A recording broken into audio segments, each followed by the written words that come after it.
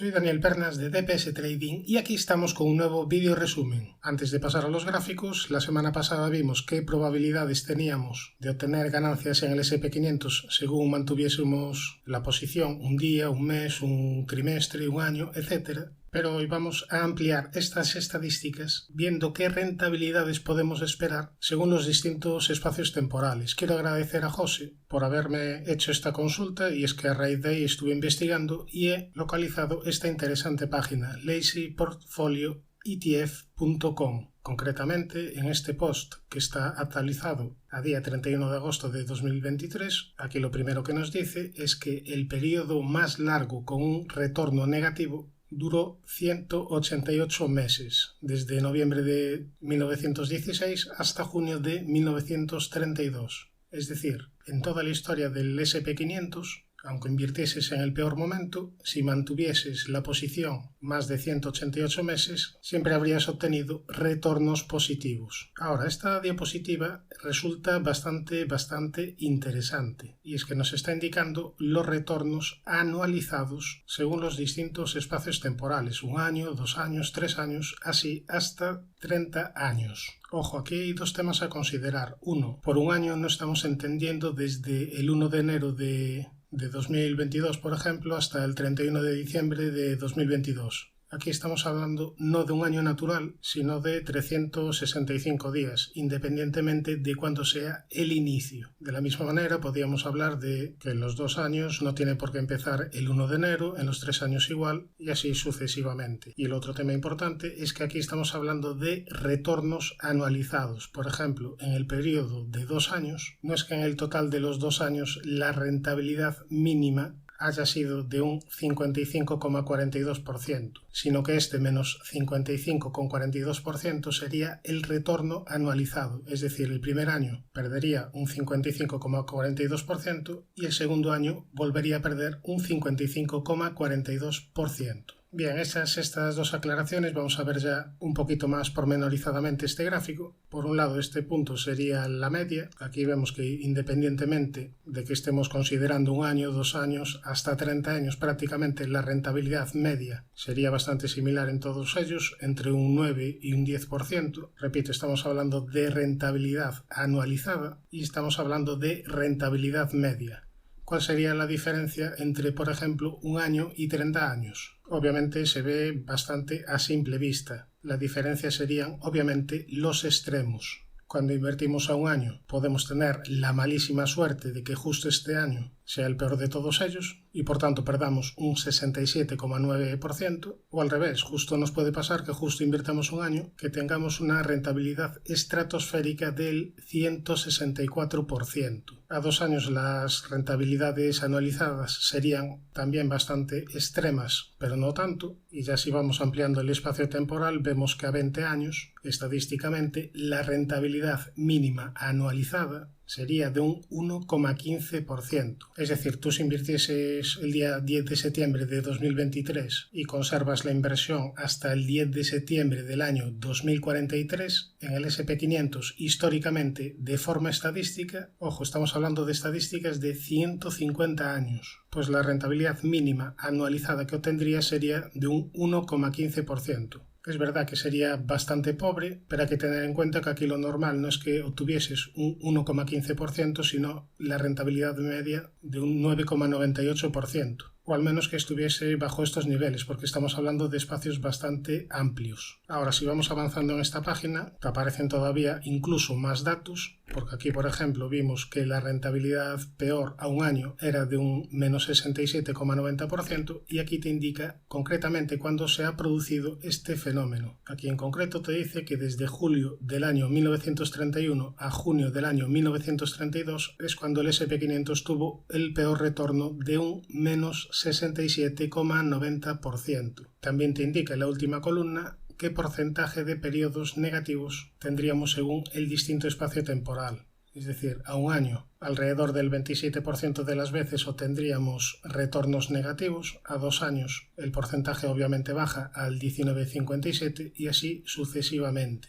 también te aparecen las estadísticas por percentiles e incluso si seguimos haciendo scroll te aparecerían todavía estadísticas más detalladas. Por ejemplo, aquí en concreto te aparecería el gráfico histórico de rentabilidades e incluso podrías darle aquí a histograma. De esta manera podrías ver con qué probabilidades podrías obtener estos distintos retornos. Por ejemplo, las rentabilidades a un año del 16,19% al 21,58% se dieron en un 11,2% de los periodos. Lo mismo podríamos obtener en el espacio temporal de 2 años, de 3 años y así sucesivamente. Por tanto, si te gustan las estadísticas, esta web, este post en concreto, creo que te puede resultar muy interesante y por eso lo he traído al análisis. Por cierto, no me paga nada esta web, ni siquiera sabe que existo, pero al César lo que es del César. Me ha parecido un trabajazo por su parte. Ahora sí, nos vamos a ver los gráficos. 2 segundos para el disclaimer.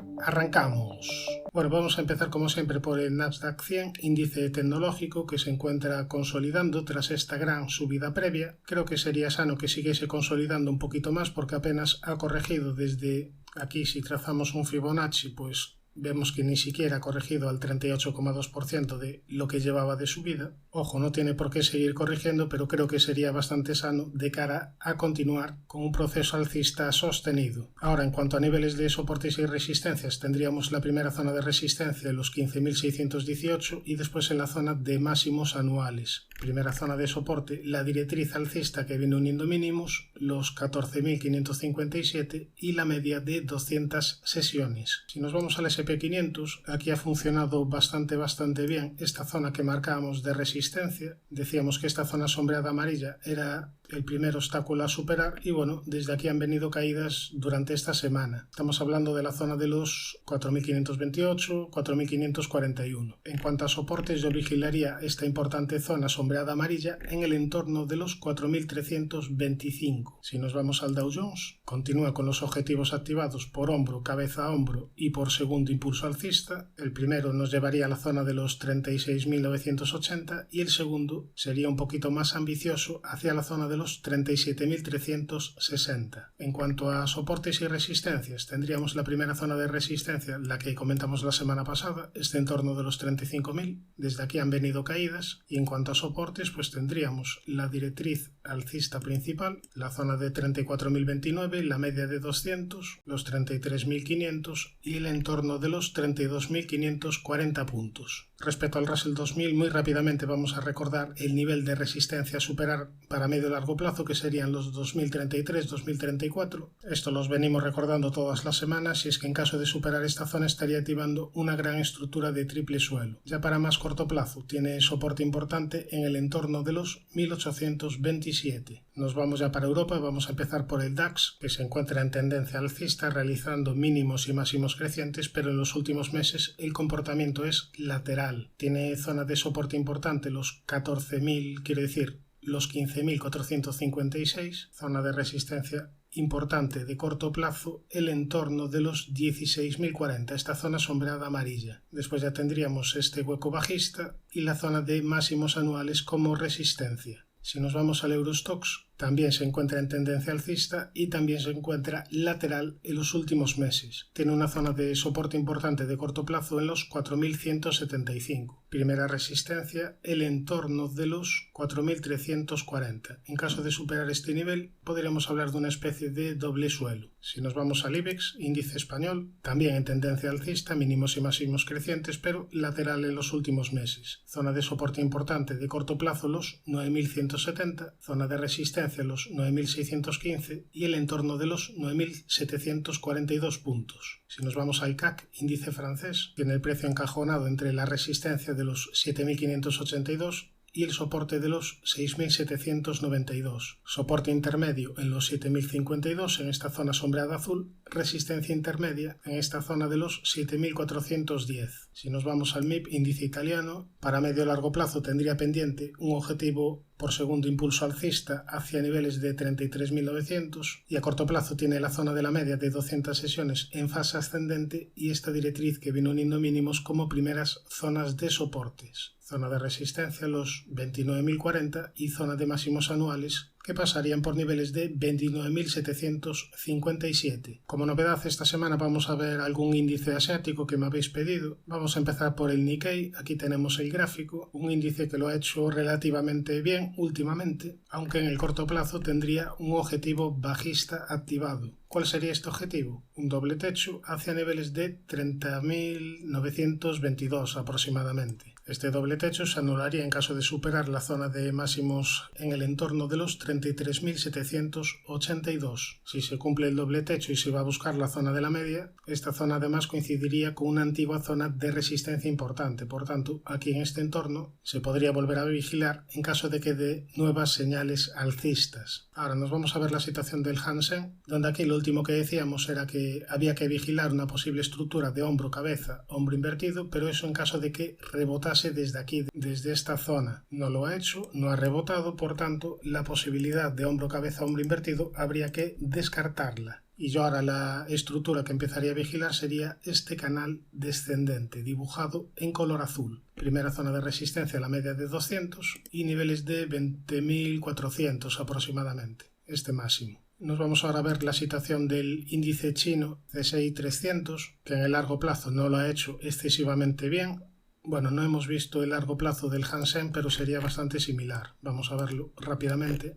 Tampoco es que lo haya hecho excesivamente bien. Bueno, pues volviendo al CSI 300, el aspecto de largo plazo, pues lo dicho, no es demasiado interesante, y si nos vamos más al corto plazo, de momento la media de 200 sesiones está en fase descendente y también tendría importante resistencia en esta doble directriz que viene uniendo máximos. De momento habría que esperar algún tipo de reestructuración para pensar en subidas, porque la tendencia de momento sería bajista. Ahora tiene una zona de soporte bastante importante de largo plazo en el entorno de los 3.508. En esta zona de mínimos. Vamos a ver también el índice indio Sensex. Lo vamos a hacer rápidamente en la plataforma TradingView porque no lo he localizado en las otras dos plataformas que utilizo habitualmente. Y vamos a ver concretamente el gráfico semanal, donde podemos apreciar una tendencia alcista bastante fuerte, la verdad. Tendría primera zona de soporte este entorno de los 62.500 aproximadamente, después esta zona de mínimos en el entorno de los 51.000 y ya muy alejados los mínimos del coronavirus en la zona de los 25.600. Por tanto, bastante fuerte el índice indio que podríamos vigilar en correcciones, pero aquí habría que tener también ojo con el instrumento que utilizamos en caso de invertir en este índice. Más que nada lo digo por el tema de la divisa. Ahora nos vamos a ver el índice de volatilidad del SP500, nos vamos a ver la situación del VIX, que tiene una zona de soporte muy importante en este entorno de los 12,43 y tiene primera zona de resistencia importante, la zona de la media,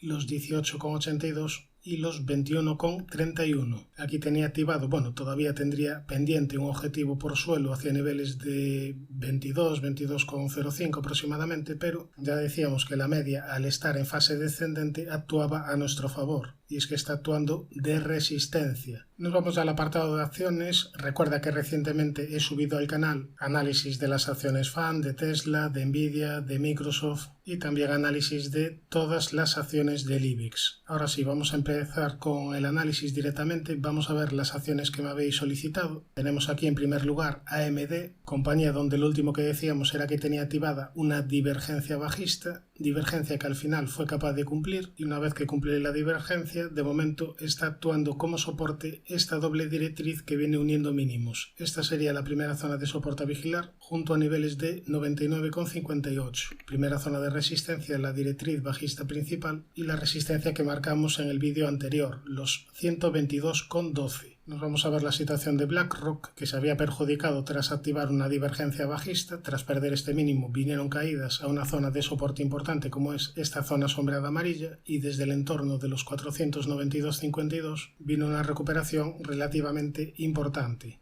Ahora, ¿qué está haciendo el precio? Está teniendo un comportamiento lateral, con zona de resistencia en el entorno de los 770,56, zona de soporte en los 492,52 y soporte intermedio en el entorno de los 615,50. técnicamente estaría activado una estructura de doble techo, estructura que solo se anula en caso de superar los 7,7056, pero es que también tendría activado una estructura de doble suelo. Por tanto, situación bastante indeterminada, comportamiento lateral. En caso de que supere los 7,7056 y esta zona sombreada gris en el entorno de los 800, pues ya le quedaría el camino abierto para ir a testear la zona de máximos históricos. Mientras tanto, el comportamiento será lateral. Fíjate que la media de 200 sesiones está plana y bueno, en caso de que pierda los 615,50 aumentará las probabilidades para ir a testear esta antigua zona de mínimos. Nos vamos a decir Automotive, que técnicamente estaría dentro de un canal ascendente dibujado en color azul y técnicamente tendría activado un objetivo por triángulo hacia niveles de 33,20. Eso sí, ya en el último vídeo donde la analizamos decíamos que le estaba costando en el corto plazo.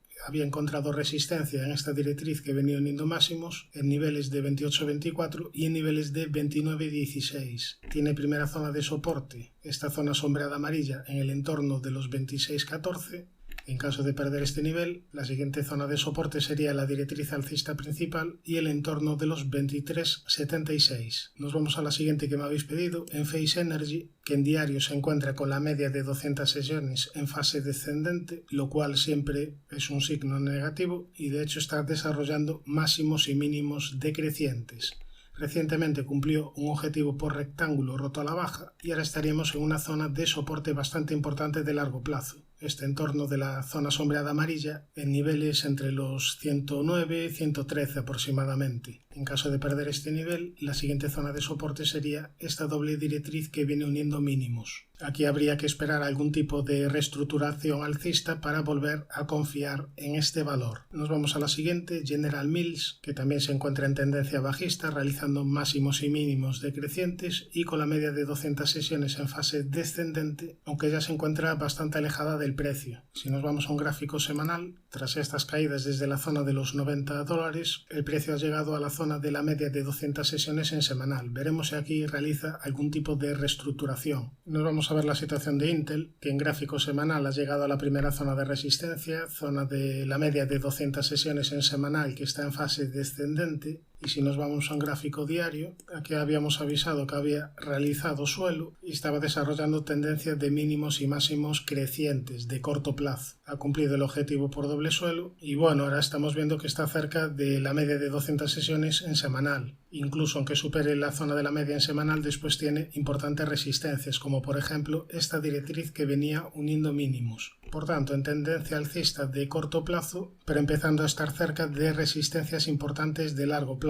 Nos vamos ahora a ver la situación de la europea L'Oréal, donde aquí habíamos avisado de un objetivo alcista por doble suelo que ya estaría cumplido. Una vez que te cumple el objetivo, ahora está consolidando un poquito las subidas previas. Tendría primera zona de soporte esta directriz que viene uniendo mínimos y niveles de 392,40. Primera zona de resistencia los 411,40 y la directriz que une máximos. En caso de que continúen las caídas, tendría una zona de soporte muy importante en esta zona sombreada amarilla en el entorno de los 364. Ya por último, soporte importantísimo de largo plazo en los mínimos del doble suelo en los 296,28. Nos vamos a una acción siempre a vigilar, nos vamos a ver la situación de Louis Vuitton, que tras estas caídas se encuentra ya a una valoración fundamental ya bastante interesante, y en cuanto a la situación técnica, bueno, habríamos perdido el soporte de los 761,6, pero tiene otros muchos soportes interesantes por el camino. El primer soporte interesante sería esta directriz que viene uniendo mínimos, los 675, y después ya importantísimos los 527,2. Aquí básicamente habría dos opciones, uno comprar en soportes, confiando en los aspectos fundamentales de la empresa, y la otra esperar a que la situación técnica de corto plazo mejorase, es decir, que la media de 200 sesiones se girase de nuevo al alza, que te formase alguna figura chartista, o en definitiva que el precio diese nuevas señales. Es una opción que a medio y largo plazo se me hace bastante difícil pensar que no lo vaya a hacer bien, por tanto, al menos se trata de una acción a vigilar. Ahora, ¿qué corrección lleva desde máximos? Bueno, desde máximos lleva una corrección de aproximadamente un 20%. Es una corrección ya importante, porque si nos fijamos en la corrección que tuvo anteriormente, bueno, fue un poquito mayor, de un 28%, y si nos fijamos en la corrección del coronavirus, que aquí sabemos que las correcciones fueron bastante duras, pues bueno, fue dura, fue de un 34%, pero tampoco llegó la sangre al río. Por tanto, las correcciones de los últimos años fueron de un 28% y de un 34%. Ahora estamos en un 20%, ya es una corrección relativamente jugosa para intentar buscar compras. Sería importante respetar la directriz alcista principal. Ahora nos vamos a la siguiente. Yo no sé si es que me equivoqué de ticker, pero bueno, me habíais pedido MULN, Mullen Automotive, y aquí tenemos el gráfico. Gráfico que mete bastante miedo, e incluso si ampliamos el zoom, es que no ha hecho otra cosa que caer. Este tipo de valores son chicharros, donde puntualmente puedes tener un rebote importante, pero fíjate, a mí por lo menos no me compensa el riesgo. Nos vamos ya a la siguiente, Napco Security, una compañía que lo venía haciendo bastante bien, pero aquí te ha dejado un hueco bajista bastante duro. Este tipo de huecos tardan en cerrarse. Yo personalmente no tendría ninguna prisa por entrar en este valor y esperaría algún tipo de reestructuración, porque de momento está bastante peligroso. Tendría primera zona de soporte los 19,96 y después este entorno de los 15,30, es decir, esta zona. Nos vamos a la siguiente, Newblad, compañía italiana que se encuentra en tendencia alcista de corto plazo, compañía que te activó aquí una estructura de hombro-cabeza, hombro invertido. A partir de ahí se cumple el objetivo y se encuentra realizando máximos y mínimos crecientes. Tendría primera zona de soporte esta antigua zona de máximos, es decir, la zona de los 5,77, primera zona de resistencia los 6,32. Nos vamos a ver la situación de Target, que se encuentra en tendencia bajista, e incluso podríamos hablar de un objetivo por rectángulo roto a la baja. Creo que ya lo comenté en algún vídeo anterior donde hablaba de Target. El objetivo sería hacia la zona de los 96,5, 97 aproximadamente. Tiene zona de resistencia importante la directriz bajista principal, la zona de la media de 200 sesiones y esta zona sombreada en el entorno de los 137,63. En el apartado de divisas tenemos aquí el gráfico del euro dólar, gráfico diario, donde la media de 200 sesiones peligrosamente parece que se está empezando a girar a la baja. Esta sería la primera zona de resistencia junto a niveles de 1,0942, primera zona de soporte los 1,0632 y el entorno de los 1,0510. Respecto al oro tenemos aquí el gráfico donde se sigue sin superar la zona de resistencia que marcamos en el entorno de los 1987, también tendría resistencia en la zona de la media, y en cuanto a soportes yo vigilaría el entorno de los 1884 y los 1803. Respecto a la plata, aquí los niveles que vigilaría sería la directriz que viene uniendo máximos como resistencia y la directriz que viene uniendo mínimos como zona de soporte junto a niveles de 22,11. Respecto al petróleo Brent, esta semana hemos superado una zona de resistencia importante, zona de los 89,31. Si nos vamos a un gráfico horario, yo aquí empezaría a vigilar esta estructura. Tenemos aquí un rectángulo, hay que ver por dónde rompe, zona de resistencia en el entorno de los 91,11, zona de soporte en el entorno de los 89,23. En caso de que rompa por abajo, tiene una zona de soporte intermedia en los 88,17. Suscríbete al canal si te ha aportado valor toda esta información y no te olvides de activar la campana porque así YouTube te va a avisar de los siguientes vídeos. Un saludo, mucha precaución y buenas inversiones.